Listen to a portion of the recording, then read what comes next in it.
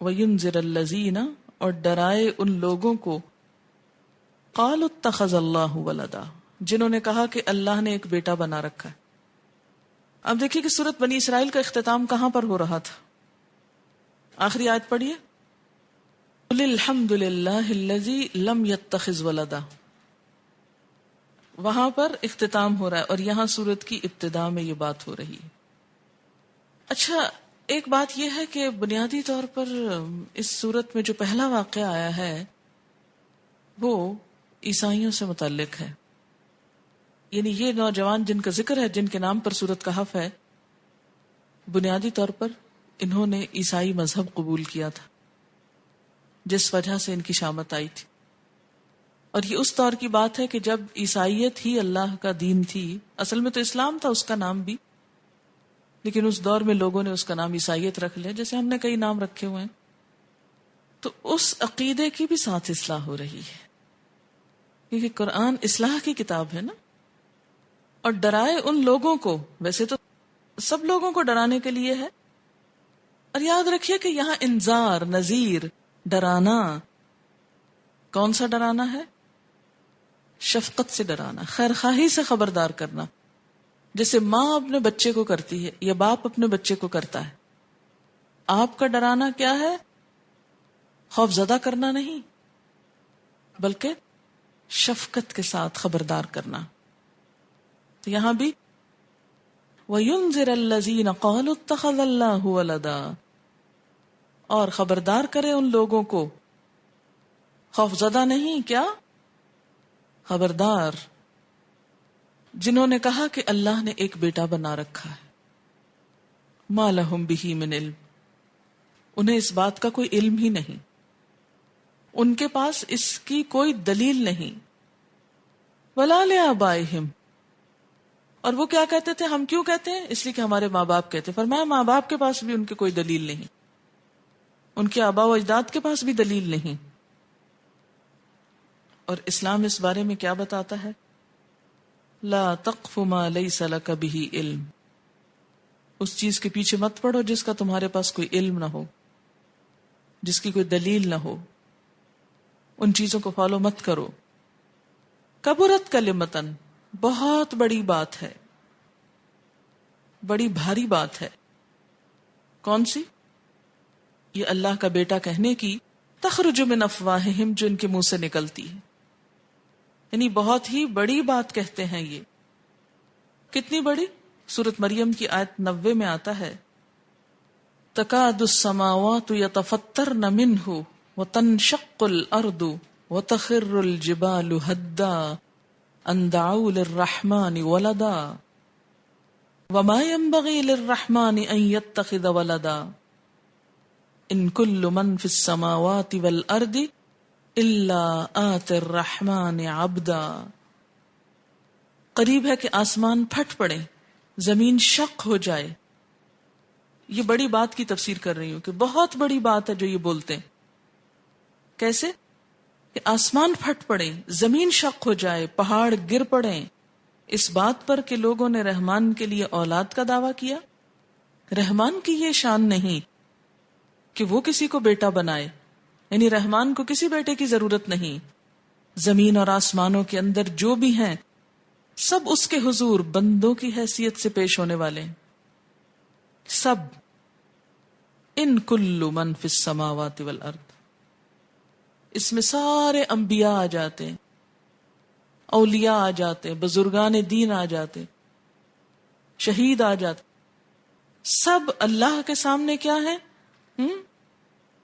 عبدا، بندے، سب پر وہ محیط ہے اور اس نے ان کو شمار کر رکھا ہے۔ سب قیامت کے روز فردن فردن اس کے سامنے حاضر ہوں گے۔ اس لیے یہ کہنا کہ اللہ کا بیٹا ہے، اللہ کے نزدیک سخت غضب دلانے والی بات ہے، اس سے اعمال برباد ہو جاتے ہیں۔ ان یقولون الا کذبا، یہ بالکل جھوٹ کہتے ہیں۔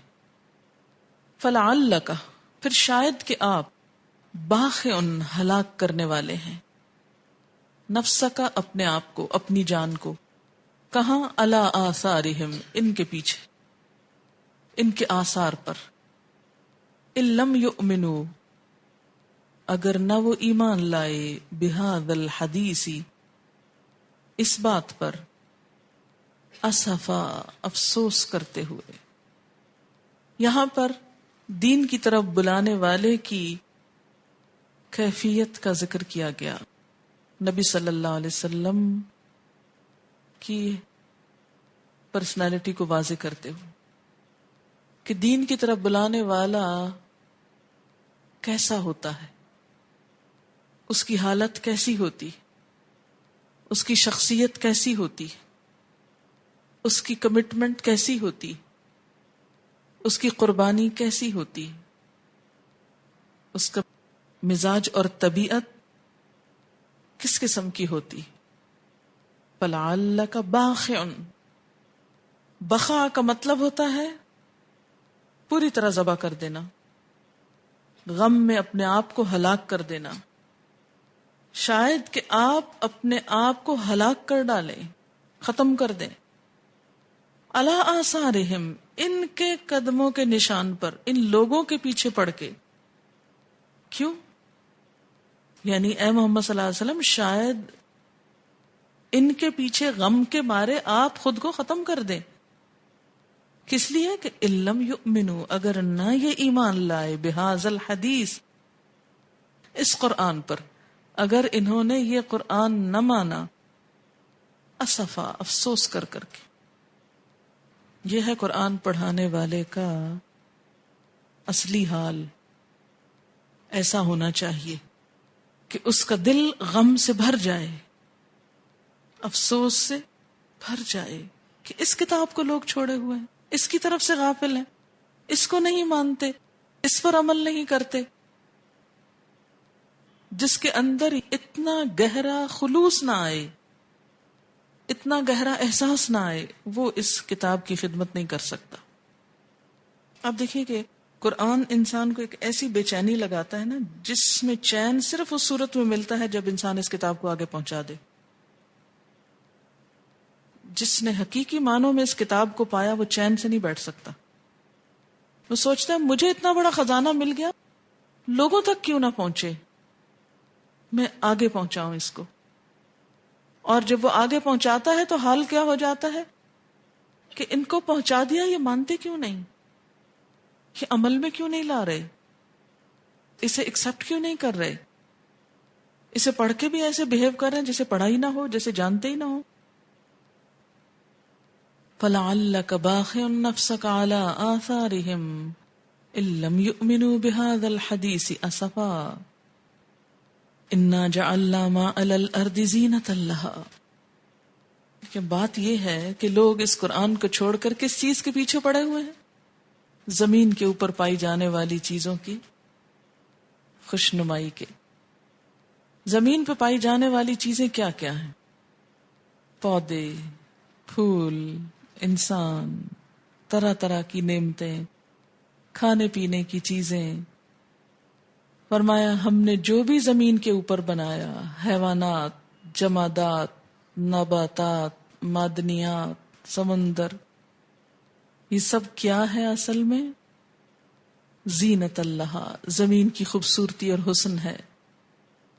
لیکن یہ اصل میں کیا ہے؟ لنبلوہم، تاکہ ہم ان کو آزمائیں، ان کی آزمائش کریں کہ اس خوبصورتی کو پا کر ایہم احسن عملا، اچھے کام کون کرتا ہے، کون ہے جو اس دنیا کے حسن میں کھو کے رہ جاتا ہے، اور کون ہے جو اس کے اندر رہتے ہوئے بھی اللہ کی اطاعت کرتا ہے، پھر بھی اس کتاب کے لیے وقت نکال لیتا ہے. یہی تو ہمارا ٹیسٹ ہے، اصل میں یہی ہمارا امتحان ہے. آپ دیکھیے کہ جن کے پاس دنیا نہیں ہے نا، وہ اس لیے وقت نہیں نکال پاتے کہ پھر کھائیں کہاں سے اگر قرآن پڑھنے لگے اور پڑھانے لگے. سب سے بڑا مسئلہ معاش کا، پیٹ کا آ جاتا ہے سامنے، کہ مفلسی اور محتاجی کا خوف دلا کر ہر وقت ہم اپنی اولاد کو صرف مادی طور پر مضبوط کرنے کے فکر کرتے ہیں اور منصوبے سوچتے ہیں. اس کے لیے بڑی بڑی رقم بھی خرچ کر لیتے ہیں. دنیا کی تعلیم دلانے کے لیے ساری زندگی جمع کرتے ہیں کہ بچوں کو آگے پڑھانا ہے، ان کی فیسیں ہیں، انہوں نے باہر کے ملک جا کے پڑھنا ہے. لیکن ان کے دین، ایمان، آخرت کے لیے کیا سوچتے ہیں، کیا جمع کرتے ہیں، کیا لگاتے ہیں؟ تو بات یہ ہے کہ جن کے پاس نہیں ہے وہ اس غم میں مبتلا ہیں کہ کچھ مل جائے، ابھی وقت نہیں ہے قرآن پڑھنے کا، اور جن کو مل چکا ہے، جن کے پاس سب کچھ ہے، وہ کس غم میں مبتلا ہیں کہ اب اس سے کچھ مزے کر لیں، انجوائے کر لیں۔ اگر قرآن پڑھ لیا تو انجوائمنٹ ختم ہو جائے گی۔ ان کو نہیں پتا کہ اس کو پا کر جو انجوائمنٹ ملے گی اس میں وہ سب بھول جائے گا جو دنیا کی انجوائمنٹ ہے۔ جو دنیا کی نعمتوں میں انجوائمنٹ ہے اس سے بڑی نعمت ہے، ہوا خیر مما یجمعون۔ اور اس پر عمل کر کے آخرت میں جو راحتیں اور نعمتیں انسان کو ملیں گی وہ بھی بھلا دیں گی انسان کو، وہ سب کچھ جو دنیا میں چھوڑ کے آئے۔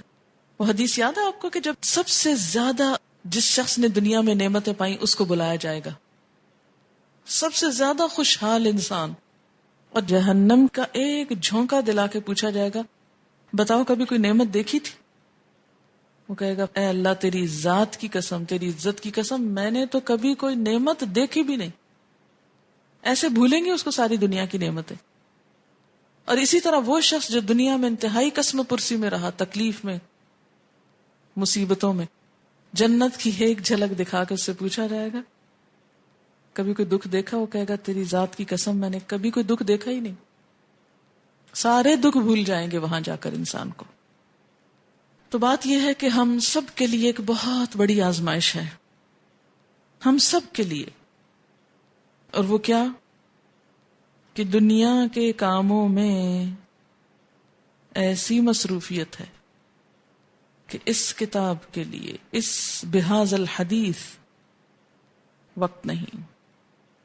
اور دنیا کی زینتیں اتنی بڑی آزمائش ہے ہمارے لیے کہ اس میں مبتلا ہو کر عمل کے لیے وقت نہیں۔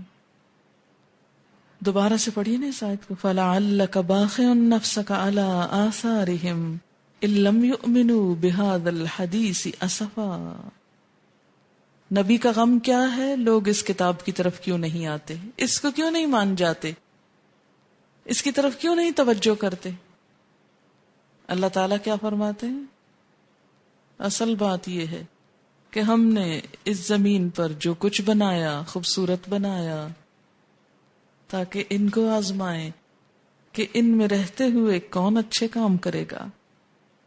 لیکن یہ یاد رکھیں وَإِنَّا لَجَاعِلُونَ مَا عَلَيْهَا صَعِيدًا جُرُزًا، کہ جو اس زمین پر ہے اس سب کو ہم بنجر چٹیل بنا دینے والے ہیں، سب کچھ ختم ہو کر رہ جائے گا۔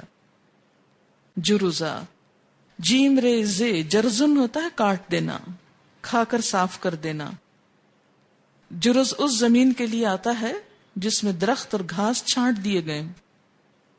قیامت کے دن زمین بالکل صاف ہو جائے گی، اس میں سارے کے سارے اونچ نیچ ختم ہو جائیں گے، یہ بڑی بڑی عمارتیں اور بڑے بڑے نشانات اور ترقیاں اور دنیاوی عروج سب مٹ جائے گا۔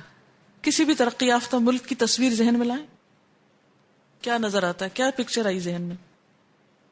مین میڈ ماؤنٹینز، بڑی بڑی بلڈنگز، اتنی عمارتیں کے نیچے زمین پہ سورج کی کرن نہ پڑے۔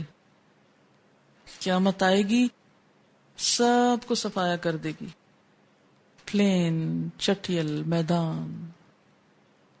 پھر ترقی یافتہ ملکوں میں اور کیا نظر آتا ہے؟ جھنڈ کے جھنڈ درخت، گھنے جنگل، شہروں کے اندر گھنے جنگل، اتنے گھنے کہ بعض اوقات سورج زمین پہ نہ پڑے، سب صاف۔ اور میں ان میں کھو کر رہ گیا، ان کو منزل بنا لیا، اس کو سب کچھ سمجھ لیا۔ وَإِنَّا لَجَاعِلُونَ مَا عَلَيْهَا صَعِيدًا جُرُزًا۔ وآخر دعوانا الحمد للہ رب العالمین۔ سبحانک اللہم وبحمدک نشہد ان لا الہ الا انت نستغفرک ونتوب الیک۔ والسلام علیکم ورحمۃ اللہ وبرکاتہ۔